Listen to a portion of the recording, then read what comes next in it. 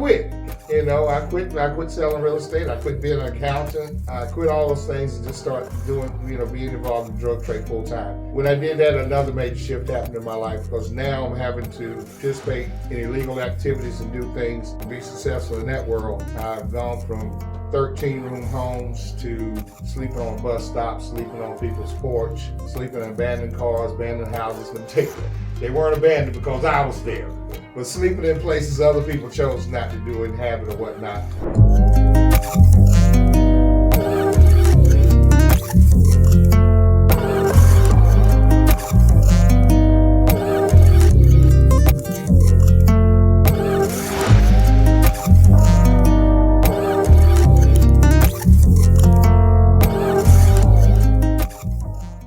Welcome to another edition of Be Great Podcast, where today I have a special guest, a gentleman who has done some amazing work and who has helped a lot of people. And so I don't want to take any more time. I want to jump right into it because he got a great story.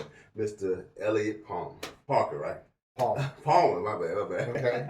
Anyway, Mr. Elliot, if you wouldn't mind, just give us a quick introduction of who you are. Who I am. Okay, first of all, I'm Elliot Palmer. I'm a person in long-term recovery. And what that means for me today is that for once in my life, I'm a benefit to myself, my family, my friends, my community. And I haven't had a reason to use a drink or a drug in 11 years now. I'm a father. I am a North Carolina certified peer support specialist, a peer support trainer, an advanced level RAP facilitator, RAP meaning WRAP, Wellness Recovery Action Plan. I'm executive director of an HC Answer LLC, which is a new start while empowering recovery LLC. Also, executive director of nonprofit Share Hope Incorporated, and statewide manager of advocacy and education for recovery communities of North Carolina. So, hands in a little bit of this, that, and the other. So, yeah. That's amazing, man. I tell you, he has done a lot of great things and have a powerful story that we hope through hearing his story is going to empower someone out there to realize you're not alone. You can overcome whatever life brings to you, and you can be able to win big. And so we kind of want to guide back to some of your earlier years. If you wouldn't mind, just kind of tell a little about your journey in life. What's some of all right. Well, Steve, how long do I have? Yeah. we don't want to take it back to the birth. Okay. We kind of want to fast forward a little bit over to where, you started into the years where you kind of went through your addiction years. So see if I can shorten it a little bit. Start off when I was born. My mother named me Elliot. Okay. Elliot was a good kid, Cub Scout, Boy Scout, honor student, athlete, all of those things, and Elliot, went through life, had a good life. But Elliot, I took my first drink probably age of 5 or 6 years old. Parents having parties and cookouts and whatnot, and go around sip the little half-empty cans or the little leftover drinks. And, we started off the first time, the beer is sour and liquor burns. Mm-hmm. But for some reason, I kept going back. And I would act like I saw the adults act and whatnot. As I got older, I started experimenting, doing things with my friends, drinking more often and whatnot. Not thinking anything of it, thinking it was normal. It was, like as I said, I'm still on the honor roll, still a Boy Scout, all those sort of things, athlete. And as I got older, started experimenting with other things, going into marijuana and drinking and whatnot with my friends. And it was funny because at first we got high because it was fun. You have a little toke or drink or whatnot, and it gets you a little buzz, and it was fun. But the more we did it, the older we got, a shift happened. And when that happened, instead of getting high for fun, we did it in order to have fun. You found yourself saying things like, well, we're going to the movie, so let's get a little something so we can enjoy the movie. Wow. I'm going on a date. Let me make sure I got a little something so she and I can have a good time. And it went on that way. I graduated from high school, one of the top 10 of my class. After that, went on to college. Went to UNC Chapel Hill, same class as Michael Jordan. And I learned early on if I bought my stuff, alcohol or drugs or whatever in bulk, then it was cheaper. And and I didn't call myself being a dealer or what so to say, so to speak. Um, I was just looking out for my friends. Instead of everybody having to go out and take chances and going out and get it, they could just get it from me. That way, we keep the party going and makes it a little cheaper for myself too. But I also noticed something else. As long as I had the stuff, I was popular. I had friends. All the guys liked me. All the girls liked me. Important people felt it necessary that I be included in all of their events and their activities and whatnot. And I started equating my self worth to what was in my pocket. Okay. Um, Go on, fast forward. Was still being successful, still on the dean's list and things in college. Um, and so I didn't think there was an issue. And then another shift happened in my life. And I found myself, instead of getting high, we went from getting high in order to have fun to next thing you know, I was getting high in order to feel normal. Mm. And I found myself saying things like, uh, wake up in the morning, I need to get me a wake up. Wow. Or when it's time to go to bed, I need to get me a nightcap. Or if there was an exam that day, let me get a little something to take the edge off so I could do better on my exam. Or if I'm, have an athletic game or whatnot, let me get a little something so I can play better. And I found myself getting high in order, to feel normal and do normal things. Fast forward, life progressed. Became the youngest real estate agent in North Carolina. At the time I got my license. Still being successful in school, still progressing, so I didn't see there was an issue. People would say, "Hey, Elliot, you might want to slow down on your partying," and I was like, ain't nothing wrong. I just like to party. Um, then as I kept going, next thing things started happening. Like people would complain at the agency, real estate officer, I missed an appointment, I missed a meeting, or whatnot. And started thinking, well, maybe I need to slow down. Maybe getting high is getting in the way of work. And then as things kept progressing, and I kept getting complaints, or people would talk to me, I started saying, well, these people, they don't realize what I'm doing for them. They don't realize what I do for this agency and whatnot. And I started getting irritated. And next thing you know, another shift happened, and work started getting in the way of my getting high.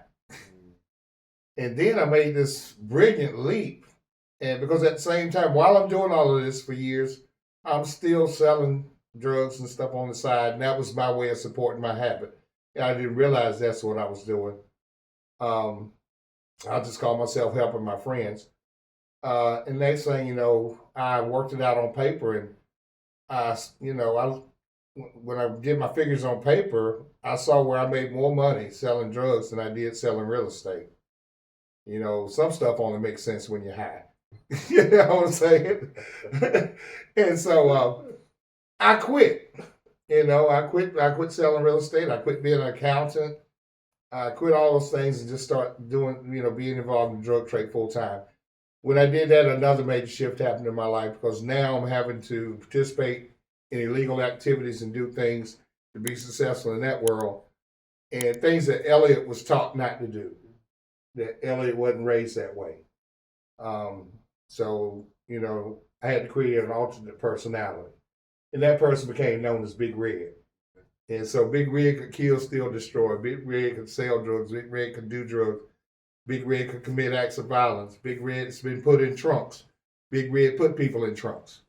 All of those things. So for the next 30 years, my life spiraled, and I operated as Big Red. And through that time, there are times when Big Red was a kingpin. There was times when Big Red was a pigpen. I've gone from 13-room homes to sleeping on bus stops, sleeping on people's porch, sleeping in abandoned cars, abandoned houses. Let me take that. They weren't abandoned because I was there, but sleeping in places other people chose not to do, inhabit, or whatnot. And everything in my life that was normal turned abnormal. This kept going for a number of years, in and out of jails, in and off probation, in and out of treatment centers, whatnot. And then another shift happened. You know, everybody tried to help me. All the programs tried to help me. And all the King's horses, all the King's men couldn't put Big Red back together again. So eventually I had to go to prison for the crimes I was committing. And when I went to prison, another shift happened. It became like a revolving door. I would go to prison, get out, stay out for a few, go back to my same old ways, my same habits, my addiction, and get back to prison again. And everything that was normal in my life became abnormal, and the abnormal became normal. Things like visiting with friends, seeing family, going to McDonald's. Those things became abnormal. Stuff like put your hands up on the car, or count time, or chow call. Those things became normal. If you saw my family members during that period, and you ask, "How's Elliot doing?" and they would tell you, "Well, he's in his place," and that meant I was back in prison. That became my normal. It was a revolving door. I've actually been to prison 6 times during that period of my life. Given the state of North Carolina a total of 11 and a half years of my life on the installment plan. And another shift happened. So when that started happening, I was going to prison on a regular basis. I went from being Big Red to being number 0477934. Okay, because that's how, it was normal for me to identify myself. Who are you, sir? I'm number 0477934. That's my prison number, by the way. And you can look it up. The last trip to prison, I got to thinking. I said, "Elliot, you're highly educated. You know better. Why is this? Are you in prison for time number 6? What is going on with this?" And I said, I thought to myself, I said, "I know better. I just can't do better. What is going on?" And I got to thinking, when I had a moment of clarity, something must be wrong with the way I think, because I know better. It's not like I had no other choice or no other alternative, but I knew better. I just couldn't do better. And so, funny story, I called my mom one day from prison. I was like, "Mom, something's not right. I've been doing some thinking." And she said, "Uh-oh." And I said, this is time number 6 here." I said, "And I know better." I said, "Something must be wrong with the way I think." I said, "I think I might need to see somebody." You know what my mom said? "Baby, you might be right." And that hurt my feelings, because your mom was supposed to tell you it's going to be all right. But at that point, that last trip to prison, when I got out of prison, I chased recovery. The hard as I could. I was determined that I wanted to change. I wanted a different life. I had a daughter along the way. I wanted to be there for her. I wanted to change my life, but I just didn't know how. So I did things like I went to AA meetings. I went to NA meetings. I went to church. I took basket weaving class. I learned how to grow flowers. Anything that they had that said I didn't have to get high, that's what I did. In addition to that, not only addressing the substance use issue, I went to a treatment center, and there I was able to have a primary care physician. I was able to have a psychiatrist, a therapist, treatment classes, relapse prevention, DBT, different types of therapies, and treating a whole person, not just a substance use issue. And all of a sudden, I saw some other shifts happen in my life. When I went to my first support group meeting, I introduced myself. "Hi, my name is Elliot, and I'm an addict." Then after that, people saw me attending recovery meetings on a regular basis, and somebody offered me a job, being a telemarketer. They can't get in too much trouble on the phone. But then when another shift happened, I reported to work as Elliot Palmer. Okay. And then someone saw, and while I'm doing all of this, I saw people that needed help, and I would get them and drag them and take them down to the treatment center with me and get them signed up, and so they could get help also. And someone saw the things I was doing, and they said, "Hey, man, we know I got a job that would be perfect for you." And that's when they told me about peer support. And peer support is a person with lived experience that's in recovery themselves, that's able to connect and meet with other people that have substance use or mental health issues, and help them overcome their barriers and achieve their goals and reach the goals that they want to reach in life, and be able to connect with them from a standpoint of been there, done that. Not from the standpoint I read this in a book. I've been there and I've done that, and you're able to help someone else. And they told me about peer support. And I said, you mean there's a job where all of my stuff counts in my favors that are against me? And they said, yeah. I said, well, let's do it. And actually, people loaned me the money to take my trainings and get my certification. And guess what? Another shift happened. No longer, once I got certified by the state of North Carolina as a certified peer support specialist, I got some letters on the back of my name. So then I became Elliot Palmer, CPSS. And once I did that and I started dedicating my life to helping others, blessings and things that came back on me are things I've never dreamed of, never dreamed possible, just like being here with you today. It wouldn't have been in my wildest dreams. But since then, now I'm a full-time father. I'm a business owner. I own multiple businesses. The mayor of Raleigh and the city council appointed me to serve on the Substance Use Advisory Commission for the city of Raleigh. So now the same city that used to chase me, I serve them. We're in recovery efforts in the city of Raleigh. I'm manager of statewide education advocacy for statewide recovery community organization, RCNC. Also, I've had opportunities to go and advocate for affordable housing, advocate for substance use disorders and recovery all over the world. I've spoken on Capitol Hill twice, spoke to the North Carolina legislature, just things beyond my wildest dreams. Become a homeowner instead of a home occupier, and so I love it. And just dedicating, find the difference that happens instead of being selfish, and you dedicating your life to helping others, the blessings that come on. And of course, all of this is, I can't take credit for it all.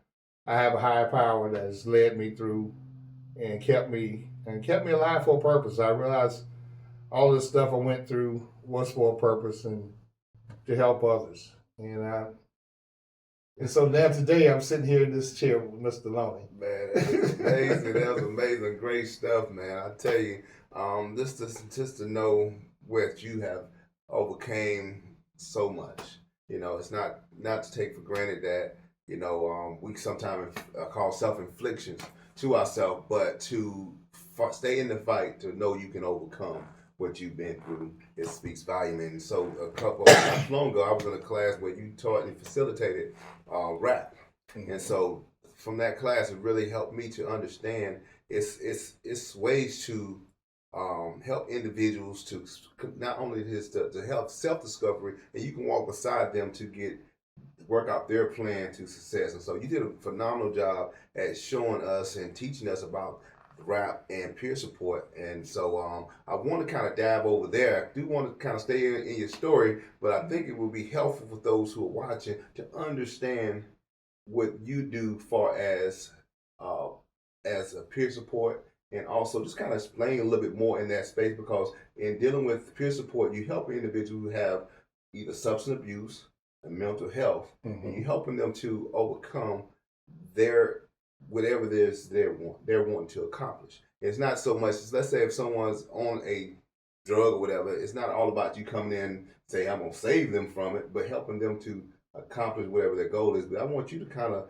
lead us to understand, what does that mean in peer support space? So, as I said, peer support specialists were people that with lived experience that are now able to go out and help others experiencing mental health and or substance use challenges, and helping them to reach their goals in life, the life that they envision for themselves. Helping with issues such as housing, employment, learning coping skills and coping activities to manage their diagnosis, learning how to, a lot of people think, they come from the perspective, well, just stop using, put the stuff down.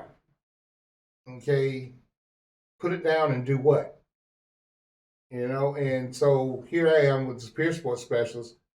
I'm helping people to not do things my way, but to live the life that they want to live a self-directed life. And there are a lot of issues that people don't understand, things such as It's not just a matter of getting a house or getting a job.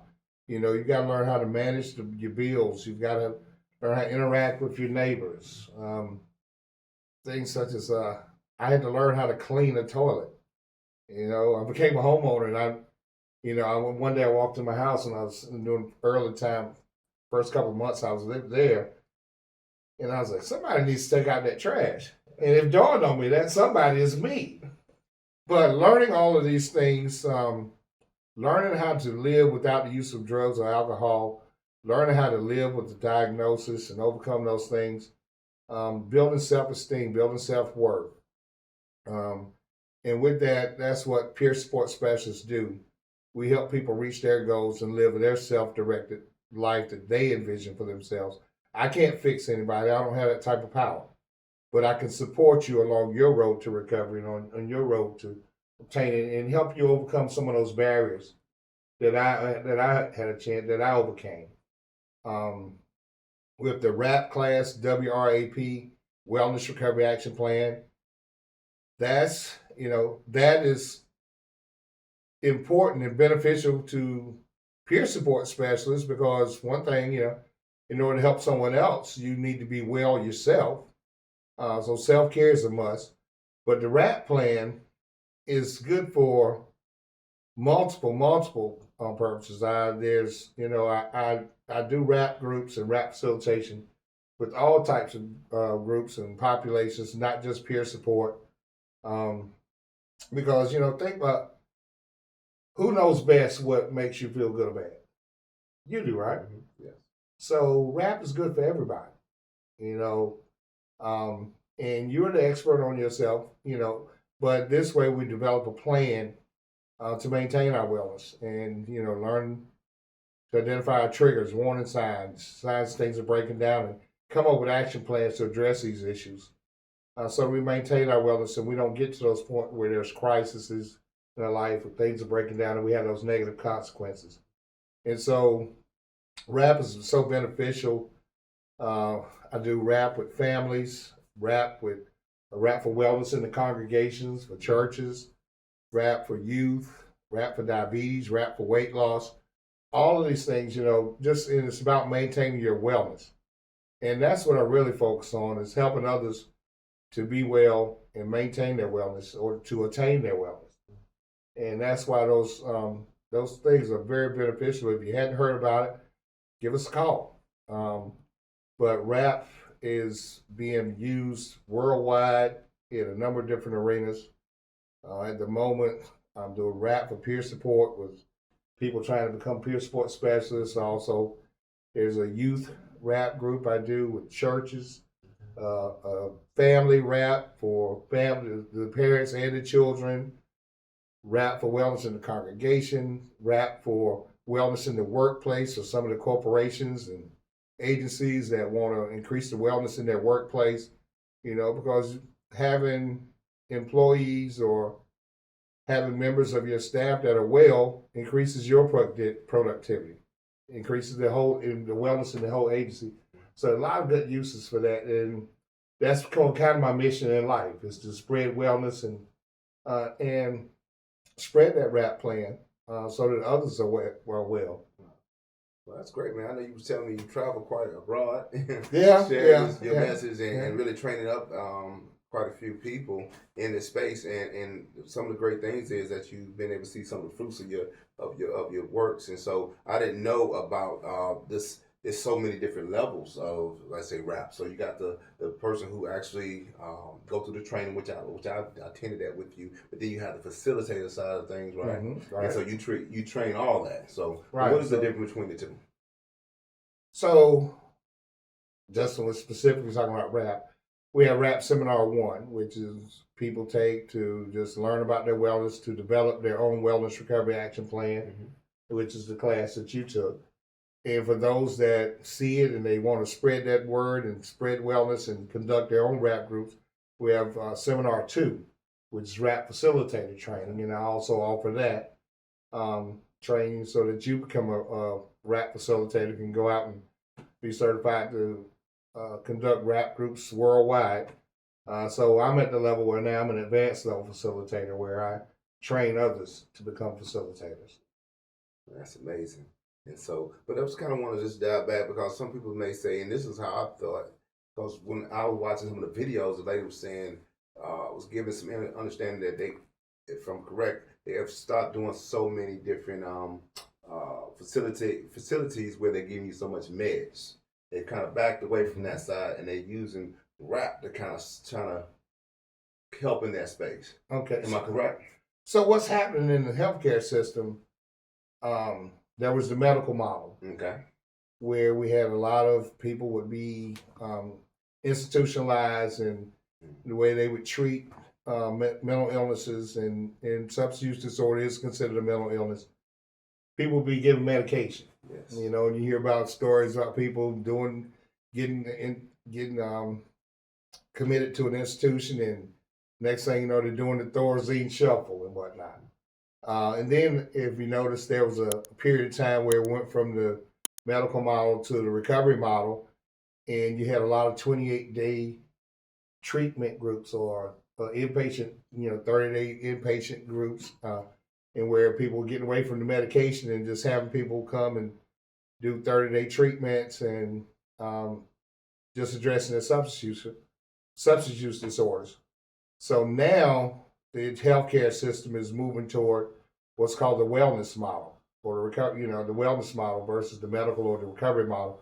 Now it's moving to the wellness model, where now you're having people being treated and participating in programs where they're not only addressing their substance use or the behavioral health issues, but they're also addressing their medical concerns.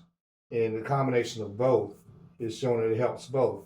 Now you have tools such as RAP that help people to manage their wellness, and maybe those that don't wish to be on medications, helping people to develop a plan to manage their wellness. So now I can identify my triggers, or rather things that make me feel uncomfortable, and I have an action plan that tells me what I can do instead. I learned to walk, work out, jog, learn how to, join a crafting class or swimming, or go to some type of meditation, yoga, some type of, activity that helps reduce my anxiety versus just being on anxiety medication.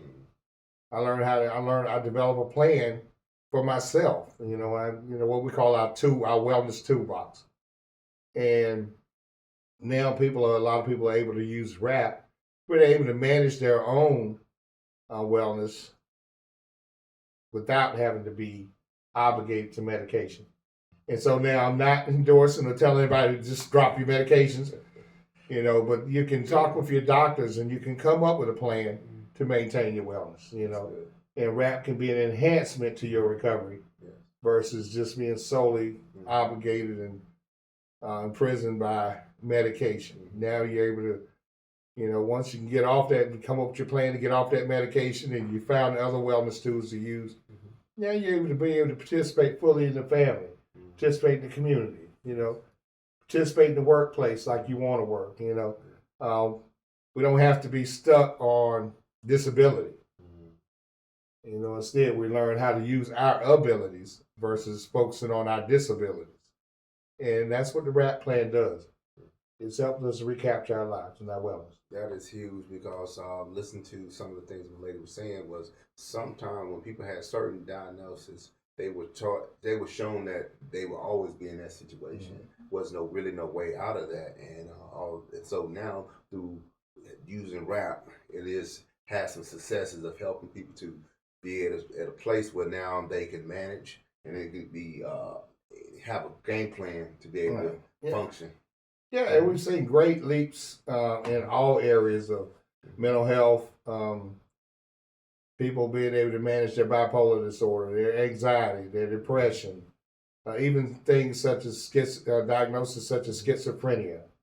And we're able to dispel some of the old myths. They had a study called the Vermont Longitudinal Study, which is a 30-year study on schizophrenia.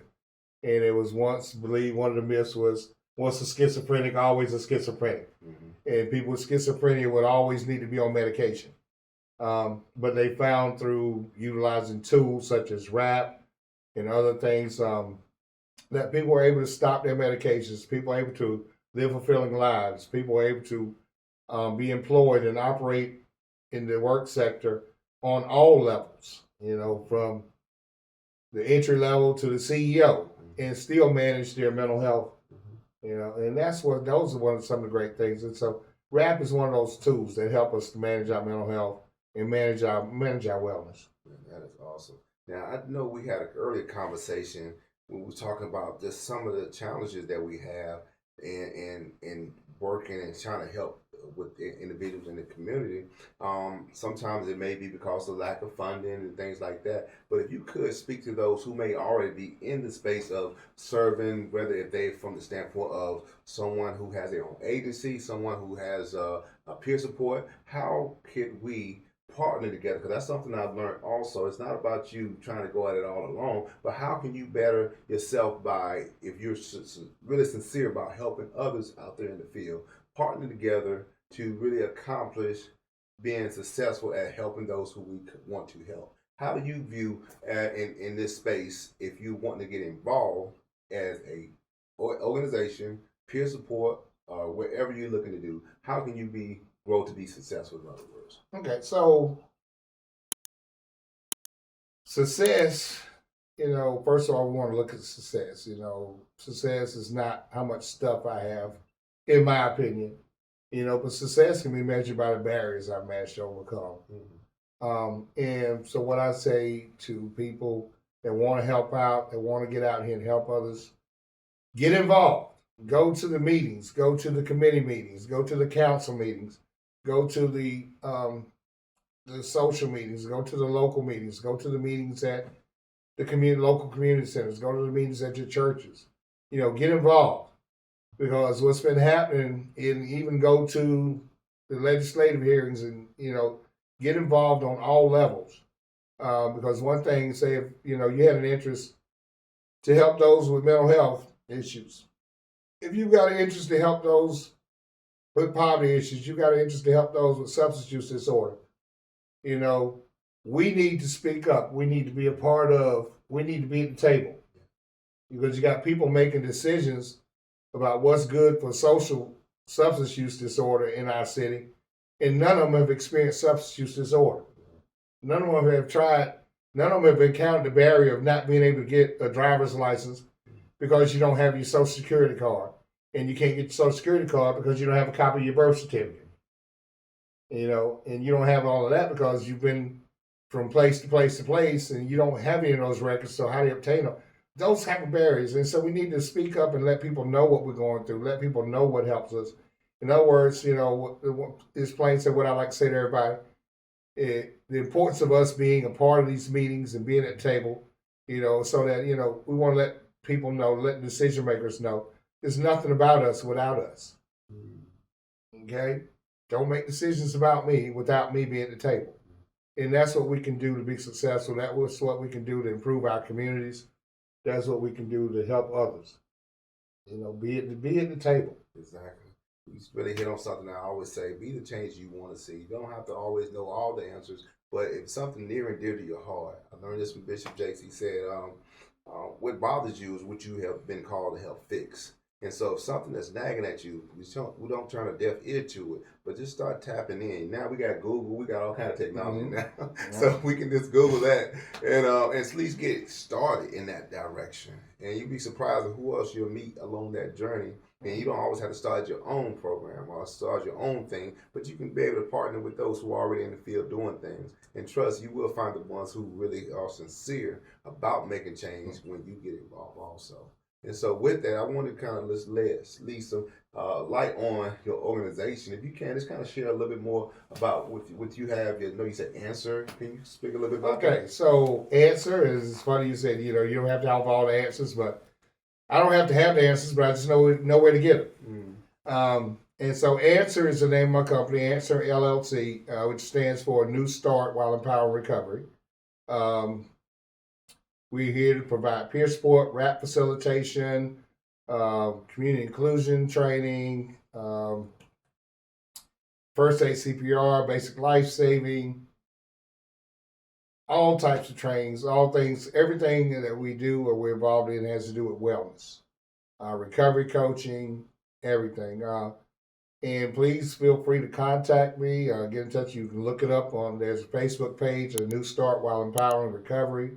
There's a website, answernc.com. And my number is 919-670-7738. You're not bothering me. Call anytime. We answer the phone 24 hours a day. And that's that. And Share Hope Incorporated is the nonprofit arm of A New Start While Empowering Recovery. And what the reason for the creation of Share Hope, we noticed that peer support is mainly a Medicaid funded service. It's a Medicaid approved service, a Medicaid funded service, but there are a lot of people out here that could use some support. You know, there are men and women getting out of prison, those are homeless, men and women in recovery housing, whatnot, that don't have Medicaid but could use some support. And that's why we created Share Hope to provide support to underfunded, supported individuals in our community. We love and ShareHopeInc.org is the website for that. So we'd love you to contact us. Let us know how we can partner with you or partner with your organization, or if you got a family member, friend, associate, someone you know, somebody you heard about that could use some support.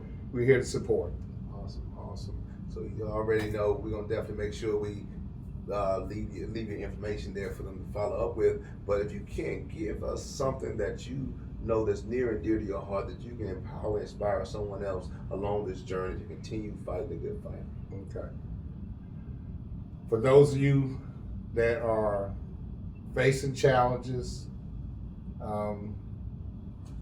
and in that space where everybody keeps fussing, everybody keeps nagging you, you know, but you feel that you have the answer, you know, there's something called denial that we need to confront. And denial, a lot of people call it obstination, being obstinate or whatnot. But let me give you an explanation of denial. DENIAL. Don't even know I am lying. And that's one thing about substance use disorder and mental health. We get the ability to effectively lie to ourselves. And so it's good to have some support. It's good to reach out to anybody. Reach out to your pastor. Reach out to your local counselor. Reach out to the person at the community center. Reach out to Answer. Reach out to someone, and don't be afraid to ask for help. And for those of you out here wanting to help others, just keep doing what you're doing. You know, advocate, and advocate doesn't mean being the person up there with the microphone. Just attending and being a part of the meetings and the groups, that's advocacy in itself. But you'll find once you dedicate your life to helping others, somehow the blessings and things start falling on you.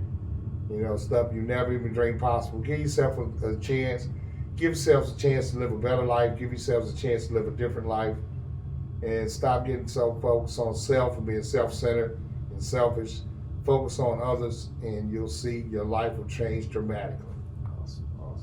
Well said. And I appreciate you for taking time and for all that you do to make a difference in the lives of others. And we just definitely want to continue working together as time goes on. I definitely want to learn more from you. And I just want to encourage everyone who's listening, please be the change that you want to see by getting involved and doing the small things continuously. And watch what happens. Great things will come in your path. So we thank you for taking the time. Please like, please subscribe, and please share with others about this podcast. Be great, and we'll see you soon.